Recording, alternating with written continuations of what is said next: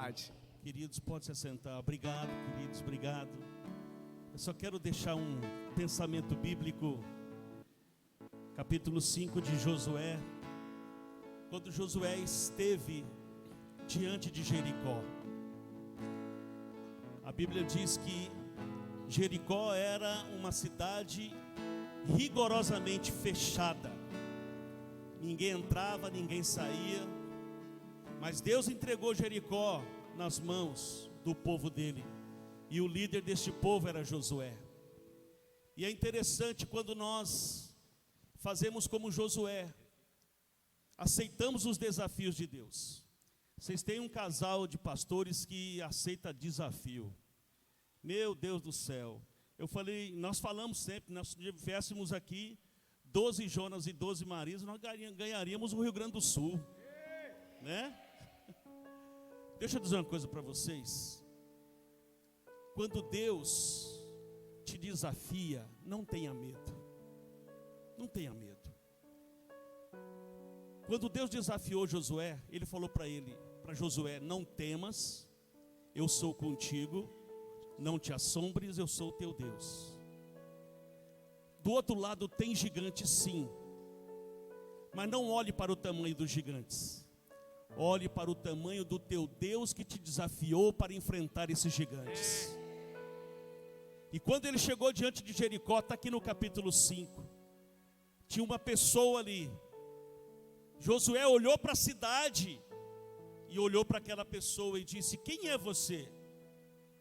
Você é um dos nossos? Ou você é um daqueles que são contra nós? Sabe o que aquele homem respondeu? Eu não sou nenhum de vocês, desse povo que está entrando na terra. Também não sou dos inimigos. Eu sou príncipe de Deus e eu acabei de chegar. Que coisa. Agora eu entendo quando Isaías, aliás, diz lá que ele, Daniel 2, 20, 21, Deus é o Deus que muda o tempo, Deus é o Deus que muda as estações, Deus é o Deus que remove reis, e Ele também é o Deus que estabelece reis. Deus está trocando os príncipes, tirando o príncipe das trevas que tem amarrado a nossa vida, a nossa família, a nossa finança, o nosso ministério. Quando você aceita o desafio de vir para Deus, falando, Senhor, eu aceito, Deus começa a tirar os príncipes da sua família, das trevas, e agora começa a chegar os príncipes de Deus. Lembra quando Daniel orou 21 dias? O príncipe da Pérsia resistiu, mas Deus mandou o príncipe Gabriel para resistir o príncipe que resistia a Daniel. Gabriel veio e disse, sai daí, agora quem vai estabelecer aqui sou eu. Chegou o tempo dos príncipes de Deus assumir o lugar que é deles, na nossa família, na igreja. Amém ou não amém? Ele disse, acabei de chegar. Você fala, eu vou, Senhor. Deus fala, agora vai o príncipe na sua frente. Essa é a garantia de que vai dar certo. Deus abençoe a igreja. Deus abençoe a todos.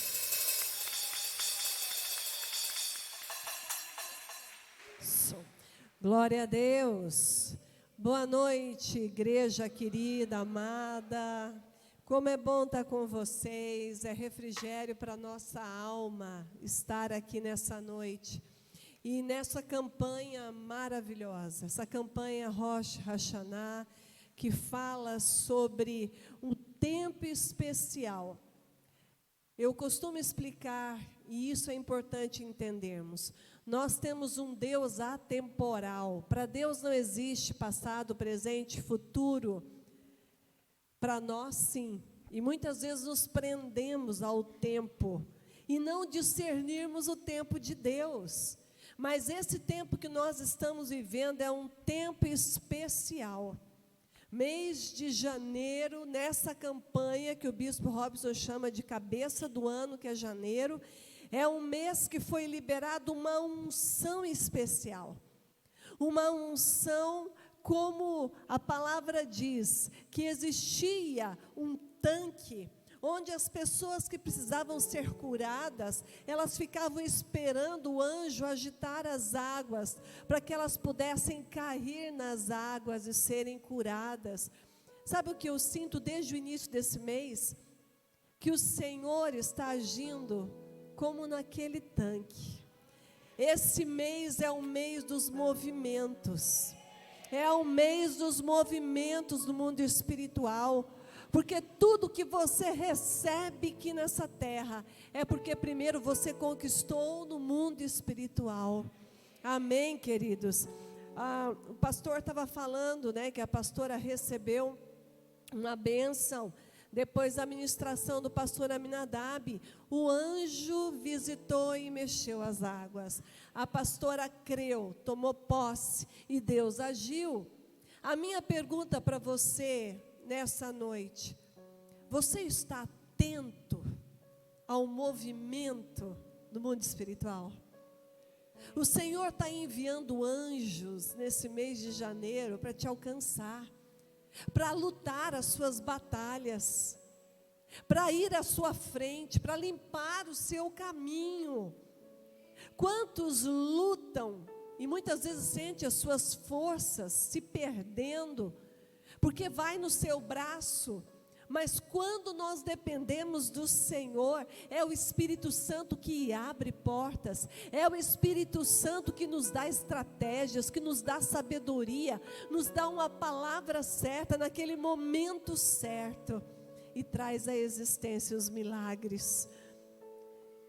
Eu estava aqui adorando ao Senhor durante o louvor, e sentindo uma presença tão forte, e mais uma vez, Deus me trouxe esse entendimento. Eu estou mexendo, eu estou movimentando, eu estou conspirando em favor da minha igreja nesses dias.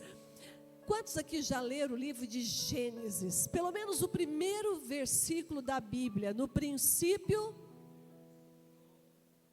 criou os céus e... que mais? E a terra era sem forma e vazia. E aí vem um detalhe importante. Mas o Espírito pairava sobre as águas. O Espírito Santo pairava sobre as águas. No original, o pairar traz o significado de chocar. Era como se o Espírito Santo estivesse chocando, conspirando em favor da humanidade. E é isso que eu sinto nesse mês de janeiro. O Espírito Santo está conspirando em seu favor. Ele está trabalhando em seu favor. Amém. Oh, aleluia. Glória a Deus. E eu quero continuar hoje, o nosso tema é em cima do propósito e da posição. Em cima do livro do Bispo Rodovalho, Propósito e Posição. Quem aqui já leu o livro do Bispo Rodovalho, Propósito e Posição, levante a mão. A pastora salvou a pátria de vocês. Está lendo? Está lendo? O que eu falei na sede, vou dizer para vocês. Vocês não podem entrar no ano sem ler esse livro. Esse livro é fantástico. Esse livro vai abrir os teus olhos, vai trazer entendimento para você entrar no ano de 2024 posicionado. Entenda que tudo depende da posição que você ocupa. E eu quero muito que você entenda isso. Eu quero orar mais uma vez, queridos. Porque eu não estou aqui para transmitir informações. Eu estou aqui para ser boca de Deus. Eu estou aqui para transmitir o recado do Senhor para o teu coração. E o meu propósito é que o propósito do Senhor se cumpra. Amém? Feche os teus olhos mais uma vez. Coloca a mão no teu coração. Diga: eu consagro. Repita comigo: eu consagro o meu coração ao Senhor.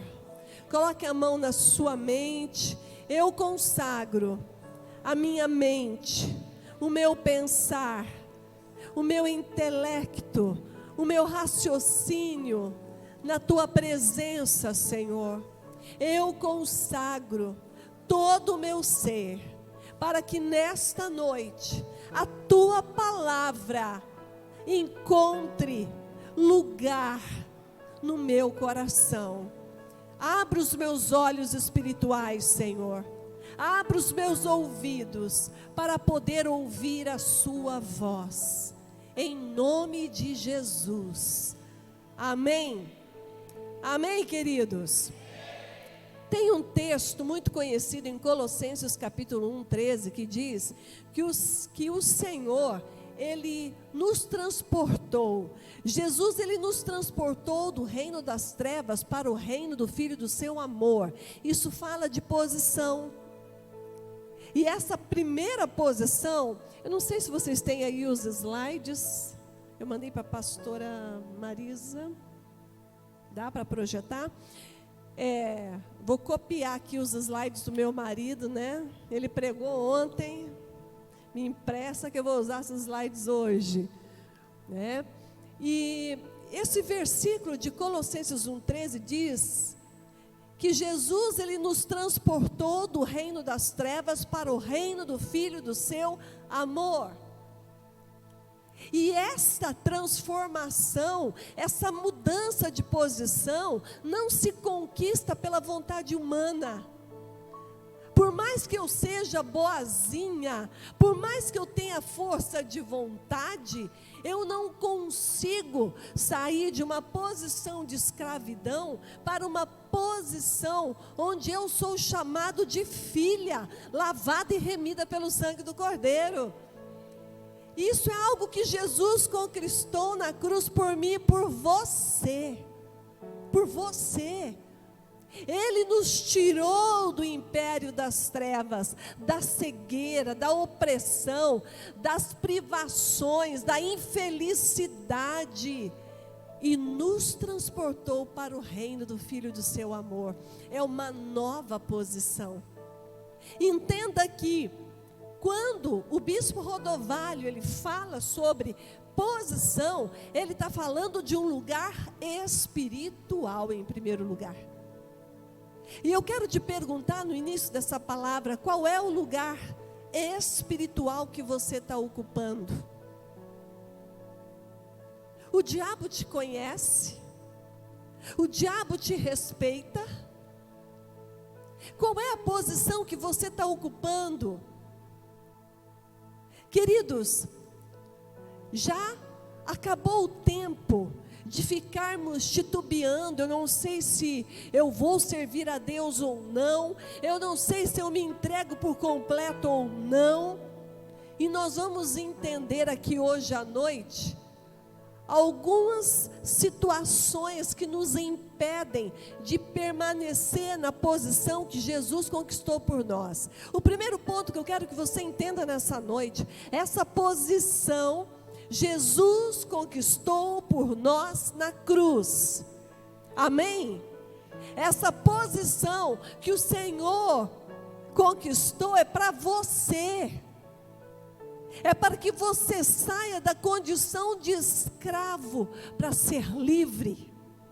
Diga para a pessoa que está ao seu lado: Jesus conquistou uma posição para você. Oh, aleluia! E somente nessa posição você entende o que é propósito. Somente nessa posição você consegue cumprir o propósito de Deus. Por isso que tem muitos crentes que às vezes andam frustrados. Ah, mas eu quero fazer a vontade de Deus, eu quero cumprir o propósito de Deus, mas está lá com o pezinho no mundo. Olha a posição, né? Não assume, não decidem, não definem quem é o seu Deus. Tem o coração dividido. Eu costumo dar esse exemplo porque todo mundo conhece. Em muitas situações, nós dizemos assim: Senhor, Eu já consagrei a minha área financeira, profissional, eu já consagrei a minha família, mas tem uma área, Senhor, deixa comigo, que eu resolvo. Não vai dar certo. Uma batata podre num saco de batata, o que faz? Você sente o mau cheiro de longe. Não é verdade? Pode ter até batata boa ali no meio por algum tempo, mas aquela batata podre contamina as demais. Não tem como eu ser 50% do Senhor. Não, o Senhor está olhando, é para o meu coração, é para o teu coração.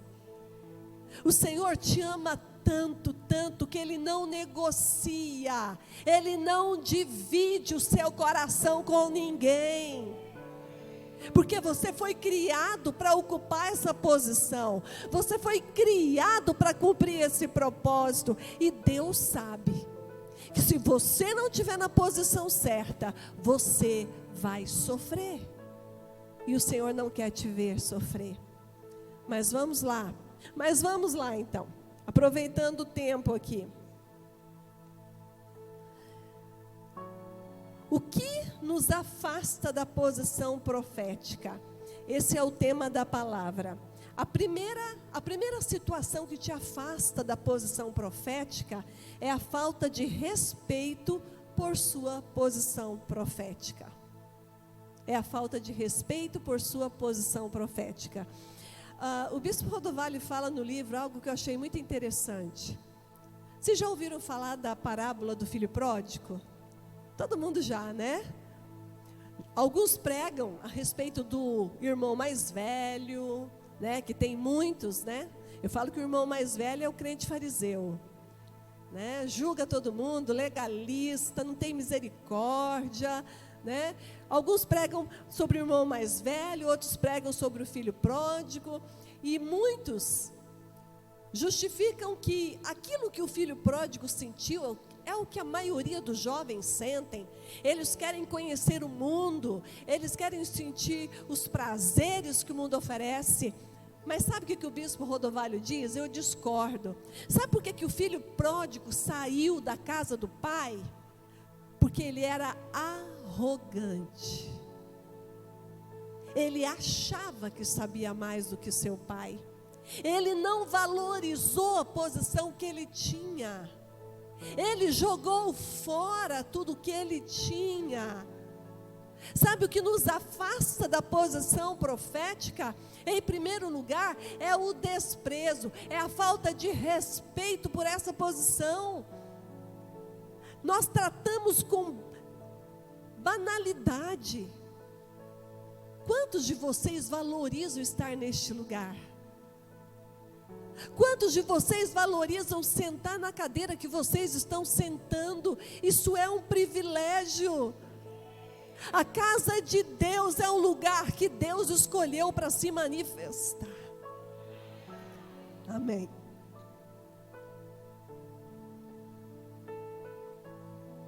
Desculpe, gente. É o lugar que o Senhor escolheu para se manifestar.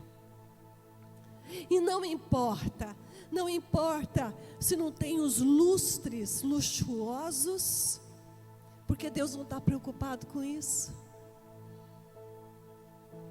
O que Deus tem prazer na sua casa é de encontrar corações apaixonados e sedentos pela sua presença. Quantos são apaixonados por Deus? Eu quero que nessa noite o Espírito Santo desperte em você um temor e uma reverência pela posição que o Senhor tem te levado a ocupar. E aqui eu quero ler um texto. Abra sua Bíblia em Gênesis, capítulo 25. Gênesis, o primeiro livro da Bíblia, capítulo 25, verso 29 a 34. Gênesis, capítulo 25, 29 a 34.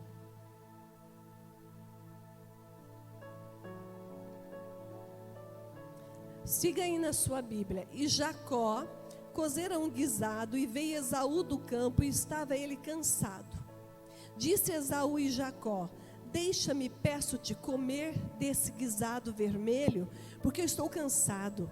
Por isso se chamou o seu nome Edom. Então disse Jacó: vende-me hoje a tua primogenitura. Veja bem, a primogenitura pertencia a Esaú como primogênito. E aqui ele negocia sua primogenitura. Olha o verso 32. E disse Esaú: eis que estou a ponto de morrer, e para que me servirá logo a primogenitura? Meu Deus, que coisa forte isso. Vocês estão lendo? Olha o que Esaú diz: estou a ponto de morrer. Porque ele estava com fome. Quem aqui já passou fome? Não passou fome porque não tinha que comer, gente. Mas, né, demorou. Você trabalhou até mais tarde, que fome, né? Chega a ouvir o barulho no estômago. Acontece às vezes na correria. Esaú estava com fome. Não é porque ele era pobre. É porque ele estava com preguiça de fazer uma comida, porque tinha com abundância, mas ele estava com fome. E aí o que ele diz? De que me aproveitará o direito de primogenitura? É a mesma coisa. Você está diante de uma proposta. Jovens, vocês são confrontados. Ou no trabalho, recebe uma proposta onde você vai ter que mentir. E aí você pensa: de que me vale eu estar lá na igreja, ocupando aquele lugar, se aqui eu vou poder mentir um pouquinho, mas vou ganhar muito dinheiro? Um exemplo. O que estaria acontecendo? Você estaria desprezando, desrespeitando o lugar que Jesus conquistou por você, na cruz. Esaú fez isso. E sabe o que é mais sério que nós vemos aqui? É as consequências do desrespeito ao lugar profético. As consequências foram seríssimas, porque quem já conhece a história sabe do desenrolar. Mas vamos lá, o que diz mais aí? Então disse Jacó: jura-me hoje. E jurou-lhe e vendeu a sua primogenitura a Jacó. Jacó deu pão a Esaú e o guisado das lentilhas. E ele comeu e bebeu, e levantou-se e foi-se. Assim desprezou Esaú a sua primogenitura. De uma forma rápida, simples, ele desprezou. Será que em algum momento você não tem desprezado essa posição espiritual que Jesus conquistou para você?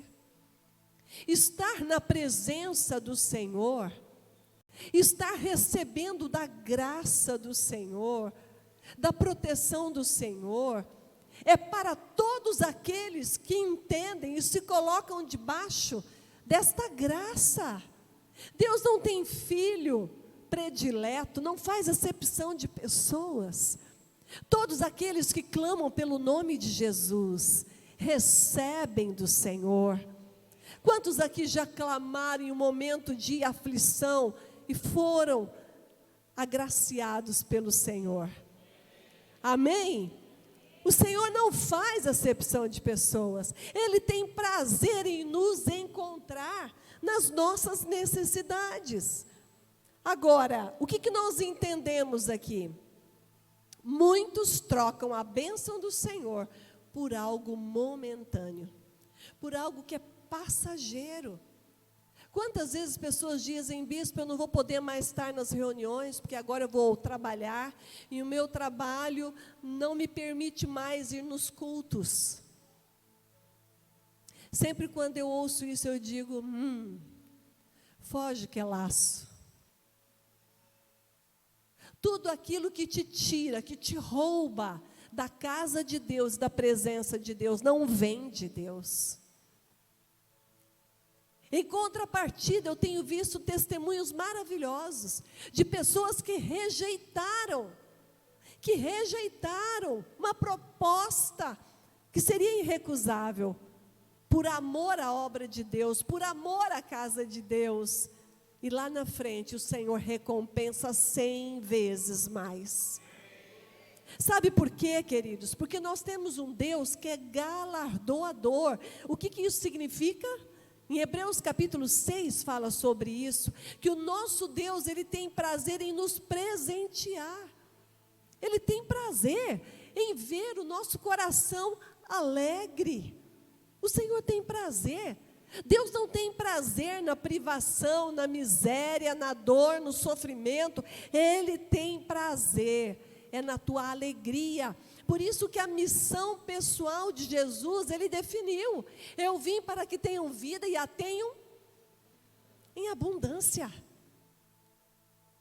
E mais, o que a palavra do Senhor afirma? Que o reino de Deus é justiça, é paz, é alegria no Espírito Santo, não é tristeza, não é sofrimento, é alegria. Você sabe que o entendimento desse versículo mudou a minha vida? Porque eu vim de uma família com alguns problemas emocionais.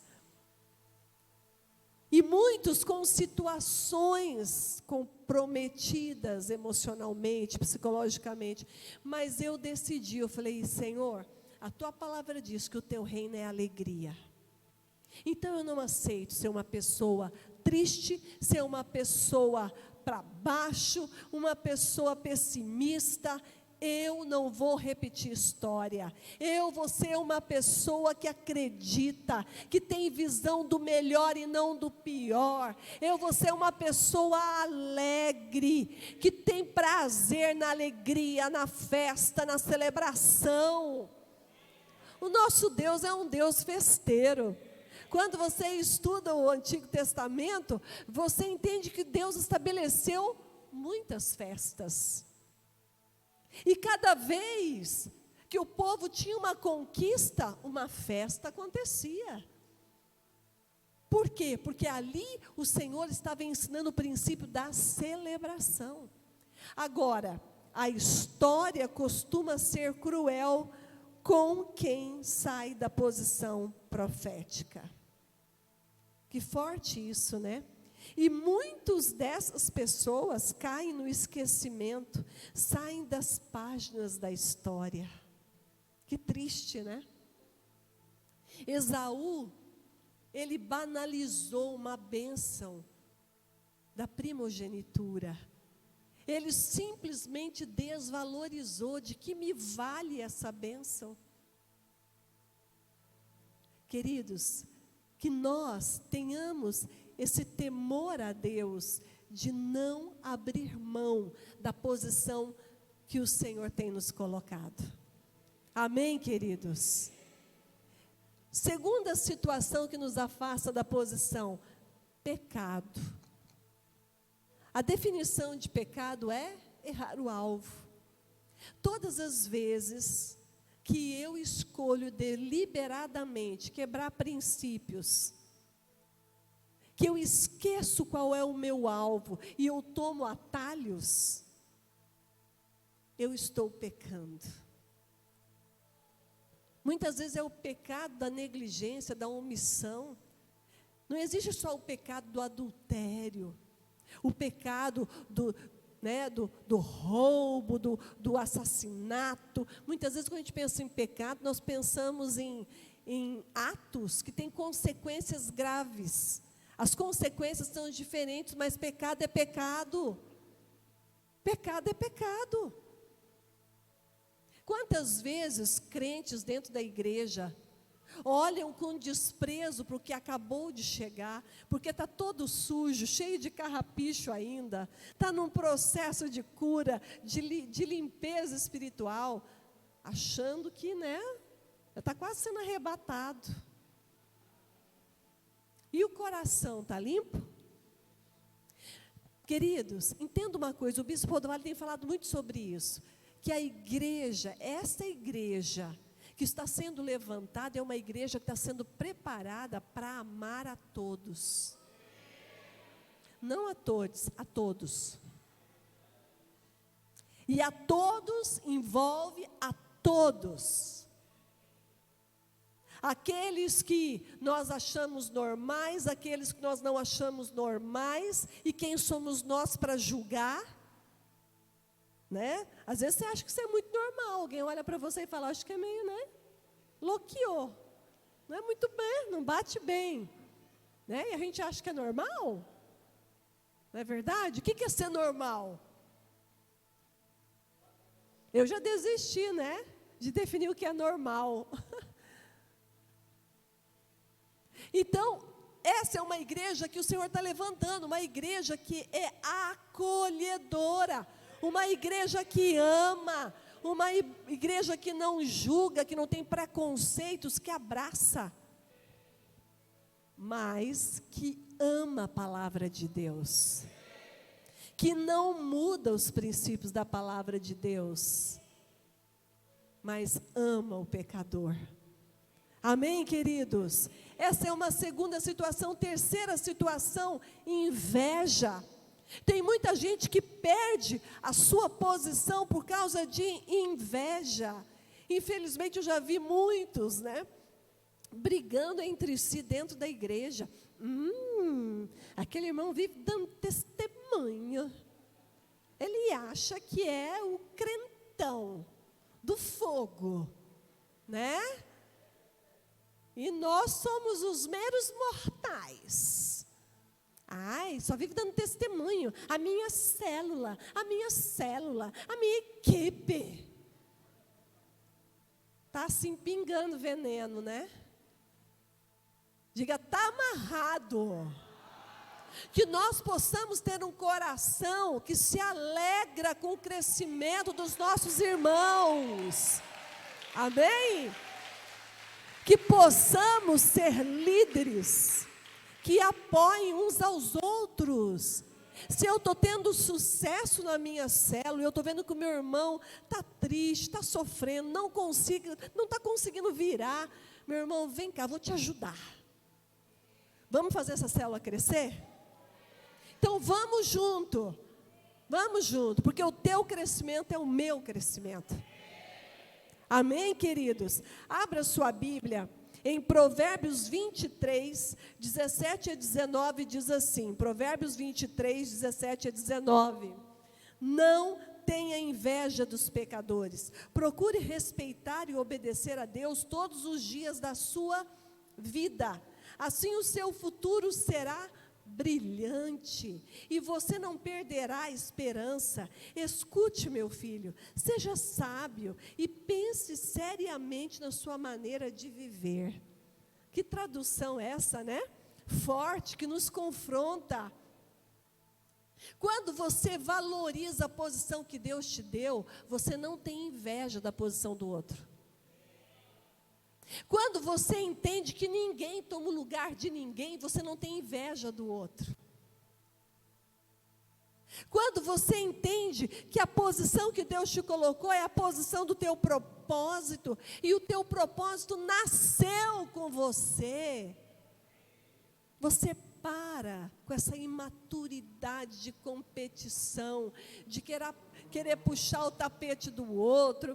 Tem muita gente que fala assim, meu Deus, eu conheço uma pessoa que nem é crente, e prospera, e tem muito dinheiro, e fica se lamentando. Não, querido, ao invés disso, aprenda com aqueles que estão tendo sucesso. Aprenda. Se é uma área que eu estou precisando, eu tenho que estudar, eu tenho que ir atrás. Por que pessoas têm sucesso na área financeira? Ah, se tem é porque rouba. Não, né, gente? Tem muitos que têm sucesso financeiro e profissional porque trabalham. Porque trabalham. Porque buscam se reciclar, estudam, se especializam. Então, não permita que a inveja entre no teu coração. E a quarta situação, olha, gente, até chazinho eu tenho aqui. Que delícia. Chazinho. Bom demais, gente. Eu vou pregar aqui semana que vem. Delícia.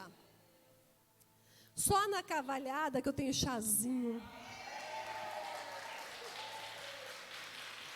Que as outras não me ouçam, né? O que vai ter de chá agora?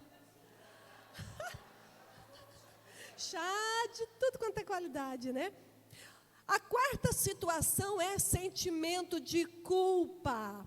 Primeiro livro de Reis 17 a 18 diz assim: algum tempo depois, o filho da viúva ficou doente. Ele foi ficando cada vez pior e acabou morrendo. Então ela disse a Elias: homem de Deus, o que o Senhor tem contra mim? Será que o Senhor veio aqui para fazer com que Deus lembrasse dos meus pecados e assim provocar a morte do meu filho? Você já viveu alguma situação parecida? Será que eu estou passando o que eu estou passando porque eu estou pagando pelos meus pecados? Alguém já pensou mais ou menos isso? Já sofreu com sentimento de culpa por não se perdoar por erros do passado? Quem já passou por isso? Levante uma das suas mãos. Eu já passei por isso, né, de me cobrar. Será que as coisas não estão acontecendo por minha culpa, porque alguma situação que eu permiti? Entenda, o sentimento de culpa nos afasta, nos tira da posição que Deus nos colocou. A Bíblia diz que aquele que confessa e abandona o seu pecado, alcança a misericórdia e prospera. Provérbios 28, 13, se não estou enganada. Aquele que confessa e abandona, alcança a misericórdia e prospera.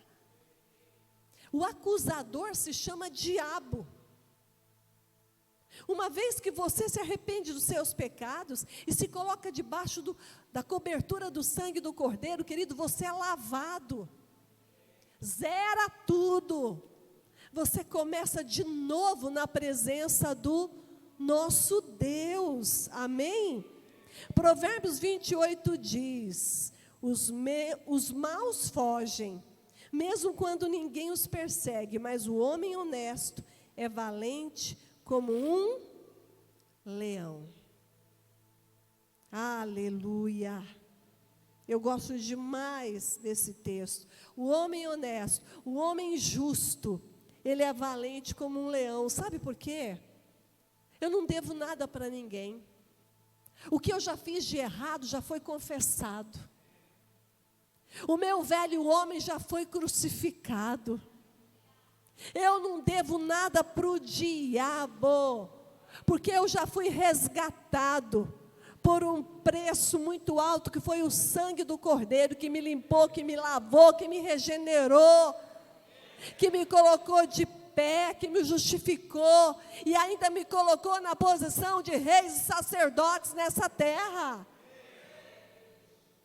Entenda e receba do Senhor este perdão. Não permita o diabo ficar te acusando por coisas do passado e tirar você da posição que Jesus pagou preço para você ocupar. Pare com esse negócio quando você é desafiado. Ah, pastora, pastor, eu não posso servir, eu não posso ser líder, eu não tenho capacidade, eu não tenho condições. Diga sim para Deus. Diga sim para o propósito de Deus. Permaneça na posição que Ele tem para a tua vida. 1 João 1,9 diz: se confessarmos os nossos pecados, Ele é fiel e justo. Aqui tem uma outra tradução, né? Se confessarmos os nossos pecados a Deus, Ele cumprirá a sua promessa e fará o que é correto. Ele perdoará os nossos pecados e nos limpará de toda maldição. Eu gosto da outra versão que diz que Ele nos purifica de toda iniquidade. Iniquidade fala de raiz, aquele pecado enraizado. Deus é poderoso para arrancar o teu pecado pela raiz e te libertar, para você nunca mais voltar a ser escravo. E por último, a última situação que pode te afastar da posição profética é a reclamação. É a reclamação, ela te afasta. Números 21, 17 diz assim: então o povo de Israel cantou essa canção: ó poço, faça brotar a sua água, e nós o saudaremos com uma canção. Só que o que nós entendemos? Não só nessa situação e nesse texto, que o povo tinha uma memória muito curta, vivenciaram muitos milagres, mas na primeira necessidade, eles esqueciam da provisão de Deus, eles esqueciam de tudo que Deus havia feito e começavam a reclamar. Você já percebeu que você tem essa tendência de reclamar? Ah, está muito calor, está muito frio, né? Ah, porque tudo, ou tendência de reclamar. Ou é muito, ou é pouco, ou é mais ou menos. Que dificuldade a gente tem de dar graças a Deus por tudo. A Bíblia diz: dai graças a Deus por tudo. É ter um coração grato por reconhecer que Ele é a nossa fonte. Queridos, eu gostaria que nesse momento vocês fechassem aí sua Bíblia, como diz o bispo Rodovalho, seu equipamento, né? Que você possa se colocar de pé onde você está. Eu quero orar com você.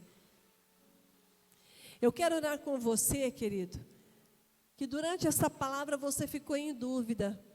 Será que realmente eu estou na posição que Deus me criou para ocupar? Ou eu estou dando desculpas? Ainda estou vacilando? Tem coisas ainda que me prendem? Eu gostaria que você fechasse os teus olhos. Eu quero orar com você, querido.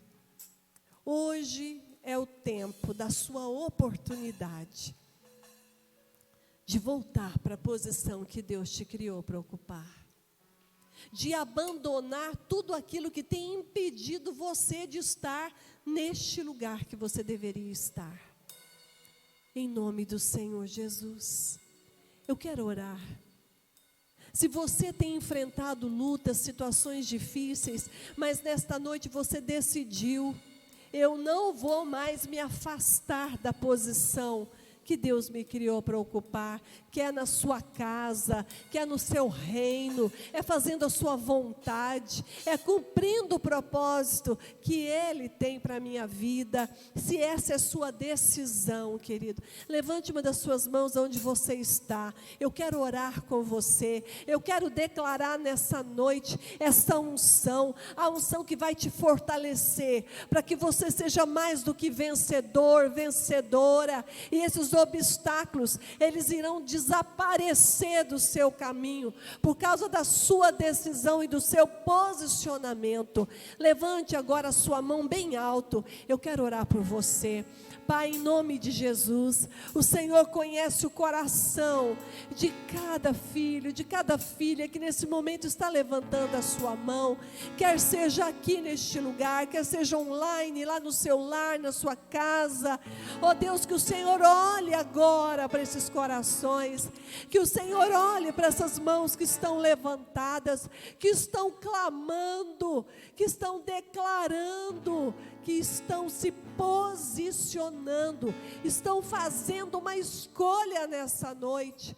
Que o Senhor derrame essa unção de graça, de força, para que permaneçam e eles possam nesta noite se consagrarem por completo. Que nada fique de fora, que cada área das suas vidas seja consagrada no teu altar. em nome de Jesus. Amém, queridos? Amém. Agora olhe para a pessoa que está ao seu lado, firma bem os pés onde você está e diz: eu me posicionei. Eu estou na posição que Jesus conquistou por mim na cruz. Amém? Glória a Deus. Aleluia. Deus os abençoe. Podem se assentar. Levante a mão na direção da sua casa.